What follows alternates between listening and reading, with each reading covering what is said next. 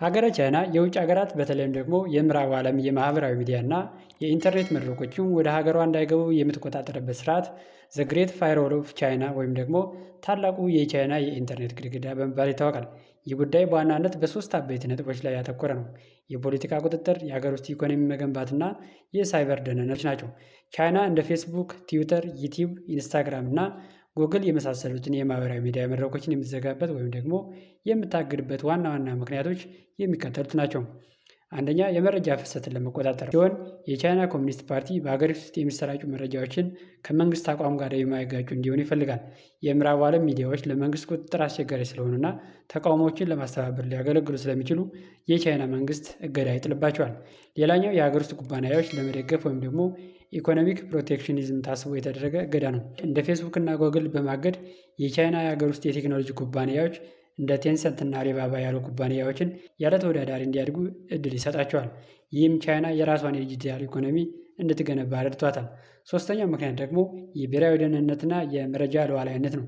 ቻይና የዜጎቿን መረጃ ወይም ዳታ በውጭ ሀገር ኩባንያዎች እጅ እንዲገባ አትፈልግም። የቻይና ዜጎች መረጃ በቻይና ሰርቨሮች ላይ ብቻ መቀመጥ አለበት የሚል ሕግም አላቸው። በእነዚህ አበይት ምክንያቶች ቻይና ከሀገሯ ውጭ ለሚመጡ የማህበራዊ ሚዲያዎች ላይ እገዳን ትጥላለች። ሀገሪቱ የምትከተለው አካሄድ ዝም ብሎ መዝጋት ብቻ ሳይሆን የተሻለ የሀገር ውስጥ አማራጭ በማቅረብ ነው። ለውጭ መተግበሪያዎች ምትክ የሆኑ የራሷን መተግበሪያዎች ፈጥራለች። ዊቻትን እንደ ፌስቡክ፣ ሲናዌብን እንደ ትዊተር፣ ዮኮን እንደ ዩቲዩብ፣ ባይዱን እንደ ጎግል እና ዶይን እንደ ቲክቶክ አዘጋጅታለች። የቻይና መንግስት ይህን የሚዲያ እገዳ በተግባር የሚያውለው ውስብስብ በሆኑ ቴክኖሎጂዎች በመታገዝ ነው። የመጀመሪያው አይፒ ብሎኪንግ ይባላል። የተከለከሉ ድረገጾች አድራሻ ወይም አይፒ አድሬስ እንዳይሰራ ያደርጋል። ሌላኛው ዲኤንኤስ ፖይዝኒንግ ነው። ሰዎች የድረገጽን ስም ሲጽፉ ኮምፒውተሩ ወደ ተሳሳተ አድራሻ እንዲወስዳቸው የሚያደርግ ሌላኛው የእገዳ መንገድ ነው። ሌላኛው ኪወርድ ፊልተሪንግ ደግሞ ሰዎች በኢንተርኔት ላይ የሚጽፏቸው ወይም ደግሞ የሚፈልጓቸውን ቃላት ለምሳሌ ስለ ፖለቲካ ተቃውሞ የሚጽፍ ከሆነ አውቶማቲካሊ ያጣራዋል ወይም ደግሞ ያግደዋል ማለት ነው። ሂውማን ሴንሰርሺፕ ሌላኛው አድካሚ መንገድ ነው። ከቴክኖሎጂ በተጨማሪ በሺዎች የሚቆጠሩ ሰዎች በአካል እየለቀሙ የኢንተርኔት ላይ ይዘቶችን እየተከታተሉ አላስፈላጊ ናቸው ብለው የሚያስቡትን ያጠፋሉ።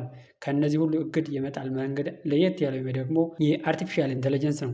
አርቲፊሻል ኢንቴሊጀንስ በመጠቀም የተራቀቀ የመለየት ስራን በመስራት ለመታገድ በቂ ምክንያት የተገኘበት ይዘትና ሚዲያ ላይ ደግሞ የማያዳግም እርምጃ ይወስድበታል።